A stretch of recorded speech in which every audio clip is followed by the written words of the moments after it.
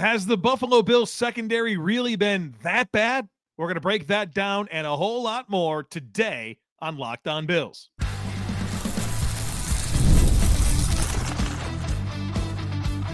You are Locked On Bills, your daily Buffalo Bills podcast. Part of the Locked On Podcast Network, your team every day.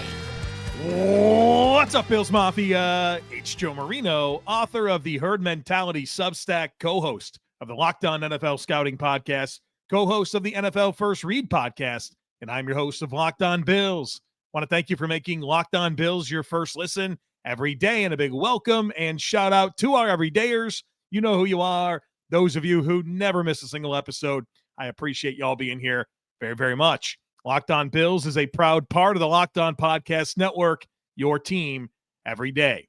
Today's episode is brought to you by FanDuel. Right now, new customers can bet just $5, and if your bet wins, you'll get $300 in bonus bets to use across the app.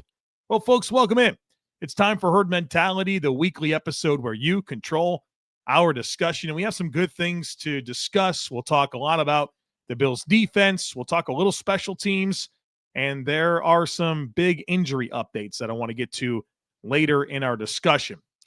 First one today comes from Mark, who says a lot of focus has been on Cole Bishop, but can you discuss what you've seen individually on film from the other members of the secondary?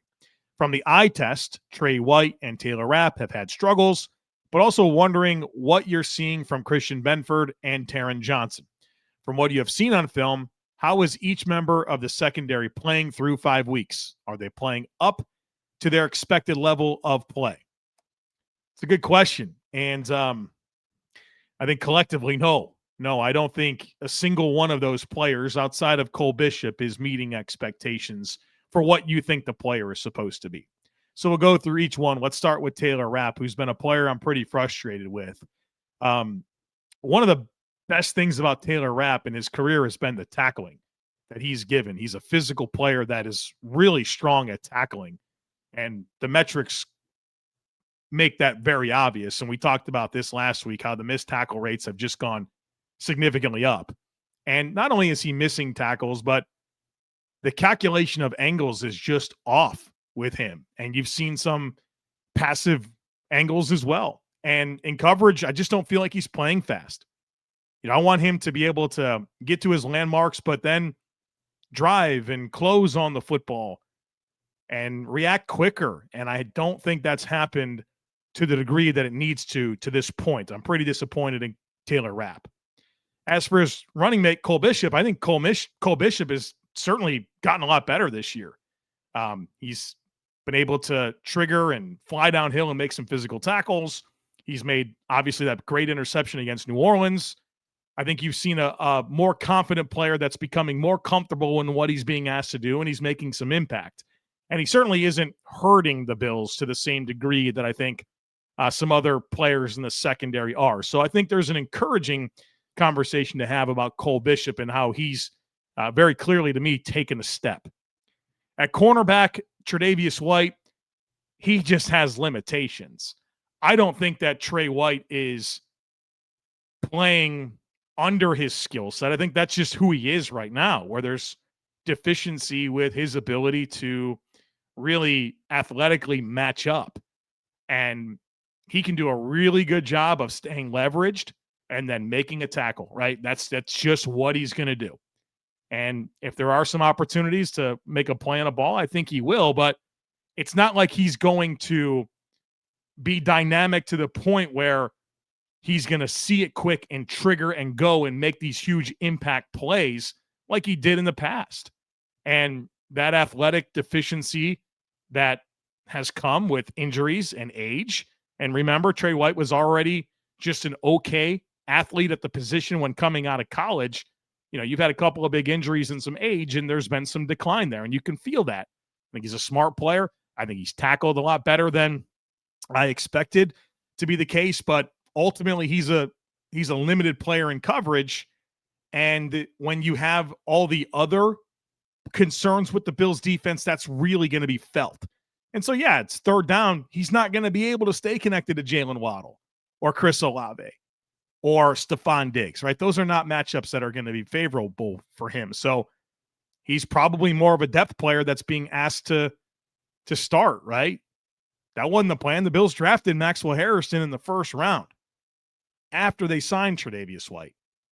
They started to platoon and rotate in Dorian Strong, who unfortunately has a neck injury that's very concerning. We'll talk about that later. This is just what the Bills have. It's otherwise Jamarcus Ingram or Dane Jackson. So I think Trey White's meeting the expectations for what you should expect out of Trey White, but obviously he's not necessarily a positive part of this defense. Christian Benford is the other corner, and I'm disappointed with Christian Benford. I expected him to play better. He certainly set a standard the last 2 years that he hasn't met. I'll say this about Christian Benford. The run defense and tackling has been phenomenal like it normally is. But when I think about Christian Benford as a true technician that does his 1/11th, right? There's a lot of textbook stuff that Christian Benford does on tape. I think when you lump him together with the other issues that this back seven has defending the pass, that takes away from a player like Christian Benford, who's a 1/11th guy through and through. He's relying on the spacing of the defense to be correct. He's relying on the help to show up when it's supposed to be there. I'm not dismissing that he has not met his standard. I don't think he's come close to his standard. But I think he's the guy that is most impacted by a lack of stability and what's going on around him in the defense and especially in the back seven. Taron Johnson not playing his best football either. And I think it's been good that the Bills have played a lot more base defense. They were in base defense 20 snaps last week. 20. I think that's good. I don't think Taron Johnson's a player that right now, based on what I've seen, makes me think, oh my goodness, you can't take him off the field. I think you can. I think you absolutely can. But whether it's been some run fits and tackling, coverage, it hasn't been there. And I thought he had some issues in coverage last year, but he made some big plays as well that kind of offset that. You're not seeing that piece of it this year. So I think Taron Johnson's playing below his standard. So you don't love that. I think the only guy that's playing to their standard outside of the asterisks on Trey White, because it's just who he is right now, is Cole Bishop, who's still young and developing. I think in Benford, Taron Johnson, and Taylor Rapp, all three have played to a lower level than I expected and what they've told us they are in their careers. Simultaneously, the Bills are 11th in EPA per pass, and they've given up the 5th fewest yards per pass play against them so far this year. So it's frustrating, but at the same time, it's like metrically pretty decent. And, you know, what I love about EPA is it takes the point of time in the game, the score, the point on the field, and it measures it against historical norms to really give you the right idea. And the Bills being 11th in EPA per pass is pretty strong. So it gives me some optimism that this maybe isn't as bad as it feels. And that as the defense normalizes in some ways, that we can see this improve. And let's be honest. I mean, these guys have played at higher levels. They can play better than they have. Obviously, we need to see that come together and be the defense that Josh Allen needs it to be, right? That's what it all comes down to.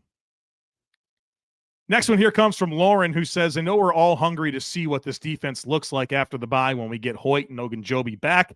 And even more importantly, Maxwell Haristen in his 21-day window hopefully opening. When it does, how do you see the Bills moving forward with him? What do you think they do? What would you do if you were on the staff? Would you platoon him with Trey White to get him ready and up to speed? It seemed like they were going to be testing the waters with Dorian Strong as a starter, so I'm wondering if they do the same with Max, but I worry he's too far behind. I'd love to hear your thoughts on this. Yeah, Lauren, I think it's a very challenging situation. I really do. Obviously, this is a rookie, and step one is the guy's got to get healthy. He's got to get to the point where he can physically play, and I'm sure he's probably close to that. Then there's a whole nother world of being ready to play. This is a rookie that hasn't practiced since July 29th. You just have to be honest about it. I have a huge appetite to find out what this guy can do, but the young man has to be at a point where he can actually help and not ruin the dude by putting him out there too soon. In theory, he has the skills that the secondary needs, someone who can close and make plays on the ball and gives you some dynamic athletic ability. But how do you get him ready under these circumstances? There's no camp practices coming. There's no joint practices. There's no preseason games. It's go time. It's the middle of the season, and the guy's a rookie that hasn't practiced in 2.5 months. So I hate to give the dose of reality, but that's just what it is. And so that's a big job that this staff has, is to, once he's able to start practicing, how quickly can you get him ready and be able to show his true skill set out there and be a positive piece of this equation? Feels like a great opportunity to upgrade and elevate what the Bills have at corner. But he's got to be ready to do it. And not only is he behind, the guy's not practiced as a rookie since July 29th. I hate that that's the dose of reality that we have to have, but it is. I don't know what I'd do. I think I would platoon. I think I would definitely do that. I would obviously open that window and give him as much practice time as necessary. When I felt like he was ready to help in a game, it would be a series here and there until you got to the point where you're like, yeah, he's ready to be a every snap player. And then we get there as quickly as we can, but that'll be a process along the way, and there'll be ups and downs. And it's unfortunate.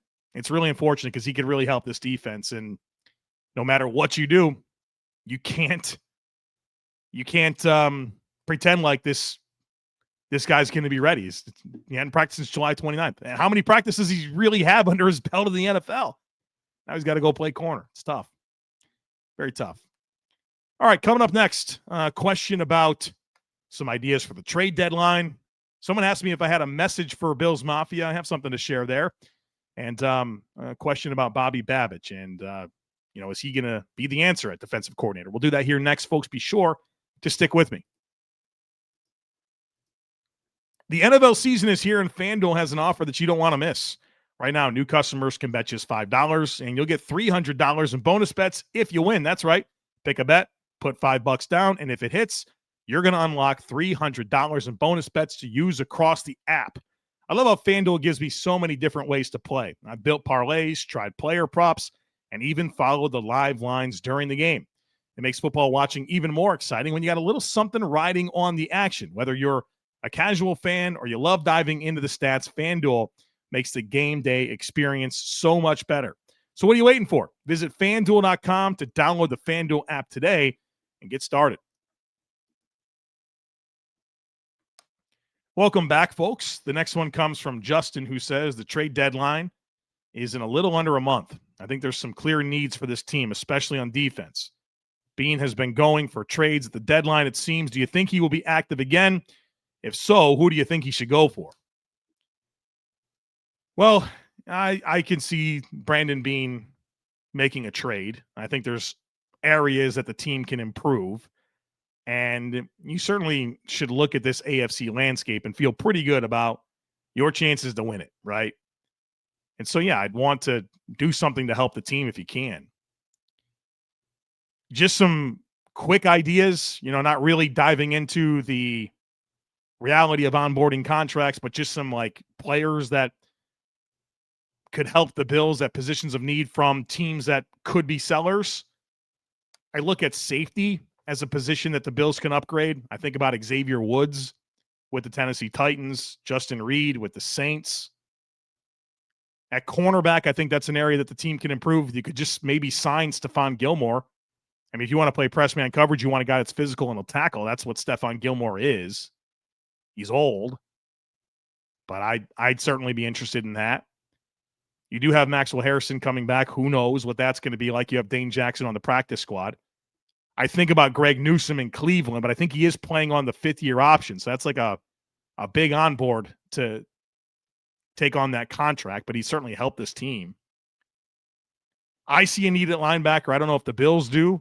I'd love Demario Davis from the Saints. The problem is he's really a Mike linebacker, and I think the Bills really like Terrell Bernard. And Demario Davis is pretty much the opposite player of Terrell Bernard. I could see them maybe having some interest at receiver.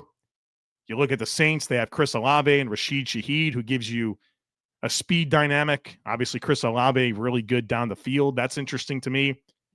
And I think the Bills have needs at, I think they can be better on the defensive line, but I think that comes in the form of Michael Hoyt, Larry Ogunjobi, and your young players improving throughout the course of the season, not to mention Ed Oliver coming back. So there's some ideas for you. I haven't really put that much thought into it, but just a quick, what positions could the Bills improve upon? What teams would potentially be sellers? Who do they have? That's kind of the marriage of all that. Gadil says, if you could say one thing for all of Bills Mafia to hear, what would it be and why? Well, outside of a general message about being kind to one another, I think that's not just necessarily because it's Bills Mafia, but I think just in terms of the world, man, if everyone was just nice to each other, that'd be cool. So outside of that, there's this phrase in the NFL that it's either win or panic. And I think for the Bills, we've seen a lot of win and panic or panic. And I would just encourage fans to enjoy. Just enjoy. Football is supposed to be fun. And the best teams lose 3 to 5 times per year. It's like, it happens, right? But whenever it happens, we just really go crazy with all the problems and fire everyone and replace this guy. And I get it, man. Football's emotional. You love it. You're passionate about it. I get all that. But when I specifically reflect on this Patriots game, there were so many uncharacteristic elements of the Bills' loss to the Patriots. I'm not saying that there weren't some repeating issues, but overall, the Bills lost because of uncharacteristic things, not because of things they typically win in spite of. But I think the fact that it's the Patriots, Stephon Diggs goes off in Buffalo, the rivalry uniform, that whole combination has provoked significant frustrations. I feel it. I read your messages. I see your YouTube comments. I get emails and DMs, and it's like, boy, this is a lot of spirit, if you will. Some of the things I've seen this week. I mean, somebody asked me if Josh Allen lost his competitive fire. What is happening? Breathe. Let it play out. Enjoy the journey. Football is supposed to be fun. And also, just watch the rest of the league. The Bills are not a perfect football team. They're not. 31 other teams out there that are not perfect football teams.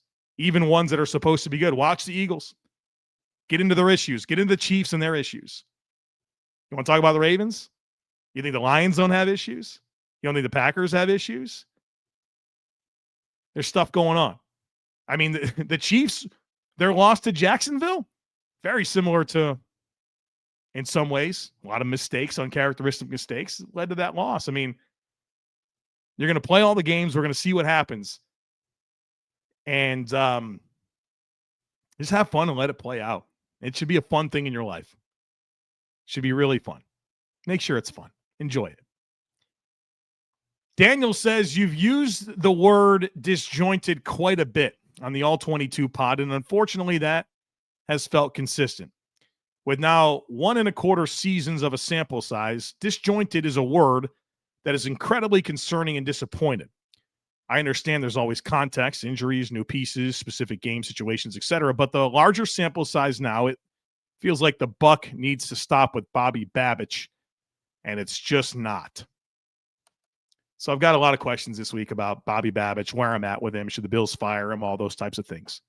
I think all of those questions about Bobby Babich and his capacity to do the job and what the performance has been, I think those are all really, really fair questions. I share in a lot of frustrations with the defense. I think the conversations we've had on this podcast, not just this year or last year, but throughout the years, have aligned that I have a lot of concerns about the defense. I would argue in this 1 1/4 year sample size for Bobby Babich that the defense, specifically last year, was undermanned, right? It was a transitional year. I didn't think they had the talent defensively to really be a great defense. And they also suffered a lot of injuries.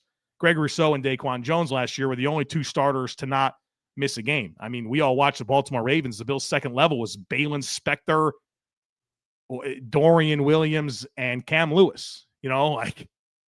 Without Ed Oliver, it's like, what are you supposed to do? What do you expect? And unfortunately, the Bills' defense really hasn't been full strength in a long time. So I don't completely use the injury thing to dismiss issues that Bobby Babich has had, but I do want to see it through a little bit more than 1.25 years, where the bulk of that has been a transitional year where the defensive talent was not up to speed. And then you get to this year, and yeah, you've had injuries, of course, defensively, but a lot of the pieces that you need for this defense to have the full vision of it, they just haven't been there, right? You haven't had that Oliver except for one game. You haven't had Hoyt. You haven't had Ogunjobi. You haven't had Maxwell Haristen. Those are significant things. So, I mean, Milano's always injured, right? Bobby Babich, everything that he's done prior to becoming the Bills' defensive coordinator in the NFL has turned to gold. He's got great support with the coaching around him in terms of that defense. McDermott, Nielsen, Pellegrino, Al Holcomb, Jason Raprovich. You've got stuff. Joe Dana, you got good coaching. I want to see the personnel normalize and just kind of see it through. See it through this year. And if you're at the end of this year and you're like looking at this defense and thinking it's disjointed or not connected, yeah, all right, I think we can have that conversation, but I just don't know if we should yet. I don't think it's fair yet. But I share in the frustrations. That does not mean I don't share in the frustrations. I absolutely do. But I want to see it play through a little bit more. All right, coming up next, a couple of good special teams questions. Matt Prater, how has the return situation looked with Brandon Codrington out? And then a massive, massive injury update from Coach McDermott. We'll do that here next, folks. Be sure to stick with me. I'm Cody Rourke from Locked On Broncos, and this episode is brought to you by Peloton. Peloton is shaping the future of fitness with the brand new Peloton Cross-Training Tread Plus, powered by Peloton IQ. This is Peloton's most advanced equipment yet, giving you real-time guidance and endless ways to move, whether you're running, lifting, or you're cross-training with your favorite instructors like Alex Toussaint. It's training reimagined to make your workout more personal. Peloton is built for breakthroughs with features that help you plan, stay motivated, and hit peak performance. You can let yourself run, lift, flex, and go while Peloton handles all the rest. Plus, Peloton IQ provides real-time strength coaching, tracking your progress and suggesting weights that challenge you so you can get stronger. Plus, the new movement tracking camera, it counts your reps and corrects your form in real time, making sure every rep is safer and smarter. So let yourself run, lift, flex, push, and go. Explore the new Peloton Cross-Training Tread Plus at onepeloton.com. Welcome back, folks. The next one comes from Andrew, who says, if we objectively compare Matt Prater and Tyler Bass's stats from last season and this season for Prater, would it be worthwhile considering keeping Prater as our primary kicker even once Bass clears the IR? I think what the Bills should do at kicker is pretty obvious to me. You ride Matt Prater for as long as possible. Tyler Bass might have a chronic issue with his hip. They had to shut him down twice. That's concerning. Meanwhile, Matt Prater's done a great job. He's made every kick but one, and the miss was inconsequential. He's had some huge kicks to tie games, to take leads. Looks like the ball flight's pretty consistent to me. He's handled the kickoff stuff just fine. I'm going to tell you right now, I wouldn't mess with it. I mean, if Matt Prater turns into a pumpkin, sure. Like if the wheels fall off, he can't make kicks, he gets the yips or something, then sure, we could talk about something else. But I'm riding Matt Prater potentially for the whole season. I mean, hopefully for the whole season. And then, all right, we'll see what Tyler Bass has got after the year. But unless the wheels fall off on Prater, I'm sticking with him. I mean, let's say that Tyler Bass was healthy tomorrow. I don't know what it takes to get ready for kicking in the NFL, but that ramp up, knowing that he has this his groin issue, whatever, pelvis issue, I'd want to make sure that there was a meaningful amount of time for him to ramp up and know that he can get the job done and you're not back in the same position. So until I have 100% confidence that Bass can do it and do it well, I'm sticking with Prater. And so translation, just roll with Prater for the year unless the wheels fall off on Prater. I think that's what the Bills should do. Kate says, given that we now have a sample size of 2 weeks without Brandon Codrington and 3 weeks with him, can you evaluate the returns with and without him? It felt like last night a lot of the returns fielded by Shakir were fair catches, while Codrington took more of a chance returning them. I'd love to know what the tape said. Were we getting better field position with Codrington as a returner? All right, let's talk about it. I think Brandon Codrington's the best kick and punt returner the Bills have. He's also, when you want to go 1-for-1 with Samuel as the kick returner and Shakir as the punt returner, remember, Codrington's a lot more repped than either of those players in those roles. The challenge with Codrington is the overall profile with him. He's a returner only. He doesn't cover kicks and punts, and he can't play corner. So he's literally a returner only. And you mentioned the aggressive decisions, right? You are correct. Brandon Codrington's a lot more aggressive with his decisions, and I think that's a problem. That's not what the Bills want. The Bills want to give the ball back to Josh Allen. That's what they want. They don't want any risks with the punt return, and that's why Daquan Hardy didn't work out. The guy made aggressive decisions that cost him a job, right? And he had a chance in preseason the last 2 years, and he proves that he's too aggressive. I don't think the Bills want that.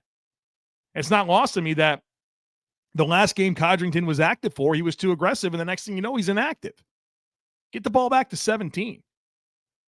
As for actual numbers, Codrington on 9 kick returns this year is averaging 29 yards per return. Curtis Samuel on 6 kick returns is at 27.7, so 1.3 yards less per return with Samuel. That's inconsequential. Codrington so far this year on 7 punt returns is averaging 5.3 yards, and Shakir has 1 return for 6 yards. There hasn't been a big difference there. Although like I said at the beginning, I do think that the best kick returner and punt returner the team has is Brandon Codrington. But I think the riskiness that he's shown a little bit lately is a contributing factor as to why he's been a healthy scratch the last 2 weeks. Real quick on this injury update, there's been a bunch of this, so I want to get into it real quick. Sean McDermott on Monday afternoon said that the Bills are hopeful that Ed Oliver can return this week with his ankle injury. Matt Milano re-aggravated his pectoral injury. He's week to week. McDermott said he doesn't think it's an IR situation, though. Dorian Williams and his knee injury is improving. He's day-to-day. But the Bills did sign Balin Spector to the practice squad. And that makes sense. I know that Spector doesn't have a lot of fans. He's always hurt with the calf injury. We know how this goes, but pause, don't get concerned about it. It's, you have Milano and Williams both battling injuries, and having Balin Spector on your practice squad is not a bad thing. All right. Hopefully the Bills don't need him, but a logical move based on 2 of your rostered backers being injured. TJ Sanders and his knee injury is improving. They're taking things one day at a time. It doesn't sound like it's completely out of the picture that he can go this week. Center Connor McGovern injured his hand during the game, and Sean McDermott said they're hopeful that he is good for this week. Obviously, he finished the game. The one that really concerns me is cornerback Dorian Strong. He's going to see a specialist for his neck injury. We know that Dorian is on injured reserve, and Sean McDermott said that nothing has been ruled out in terms of potential severity. That's a big statement.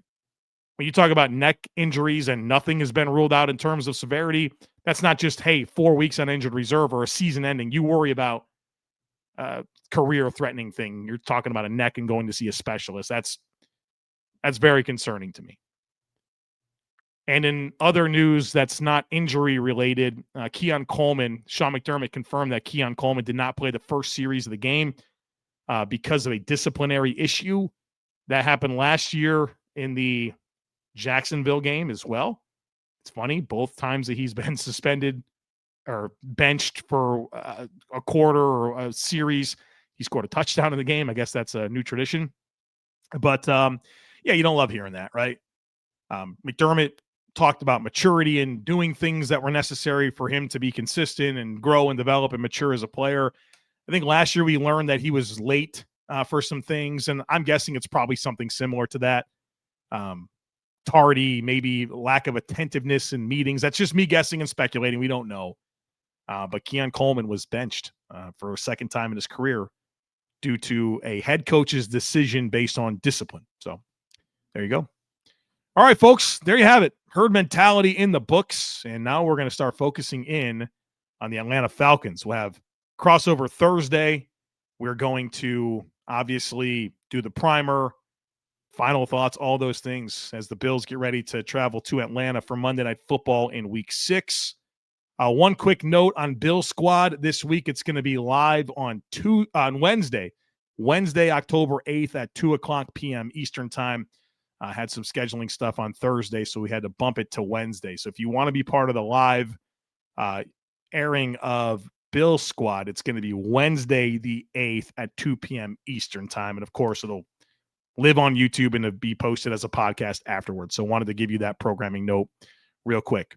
All right, folks, that's it for today. Thanks for being here. As always, I kindly ask that you share, subscribe, rate, and review the podcast. Have a great rest of your day. Go Bills.